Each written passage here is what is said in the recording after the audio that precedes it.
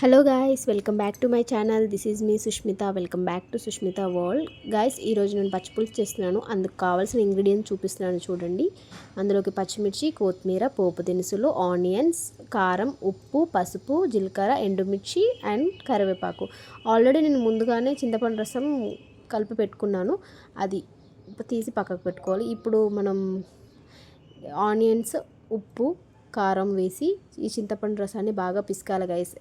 ఎలా అంటే ఆనియన్స్లో ఉన్న రసం అంతా చింతపండులోకి దిగితేనే చాలా బాగుంటుంది టేస్ట్, చారు టేస్ట్ అనేది. ఒకసారి బాగా కలిపాక ఇలా ఇలా కలపాలి గైస్. ఒకసారి చూడండి. కలిపిన తర్వాత ఇది నా స్టైల్లో చేస్తున్నాను కానీ ఒక్కొక్కరు ఒక్కొక్క స్టైల్లో చేస్తారు. ఇది నా స్టైల్. ఒకసారి మీరు కూడా ట్రై చేసి చెప్పండి.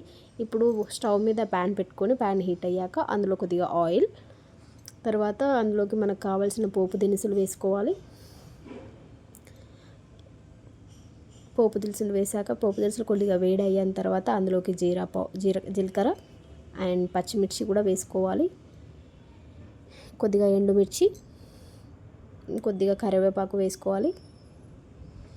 ఇవన్నీ వేసుకొని బాగా కలిపాక కొద్దిగా పసుపు వేసుకోవాలి. ఇవన్నీ బాగా మిక్స్ అయ్యేలాగా కలిపి అందులో కొద్దిగా మనం కొత్తిమీర కొద్దిగా ఫస్ట్ తీసాను కదా, అది కొద్దిగా ఇందులో వేస్తాను, కొద్దిగా నేను చారులో వేస్తాను. ఫస్ట్ అయితే ఇందులో కొద్దిగా వేసుకోవాలి. వేసుకున్నాక అది మొత్తం మంచిగా కాగిన తర్వాత మనం స్టవ్ ఆఫ్ చేసేసుకొని మనం ముందుగానే పెట్టుకున్న చారులో ఈ పోపును కలిపేసేయాలి గైస్. ఉప్పు కారం సరిపోయే టేస్ట్ చూసుకొని అడ్జస్ట్ చేసుకోవాలి.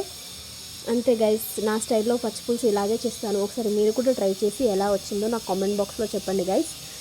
ఇక్కడ పక్కన సౌండ్ వస్తుంది, ప్లీజ్ ఇగ్నోర్ ద సౌండ్.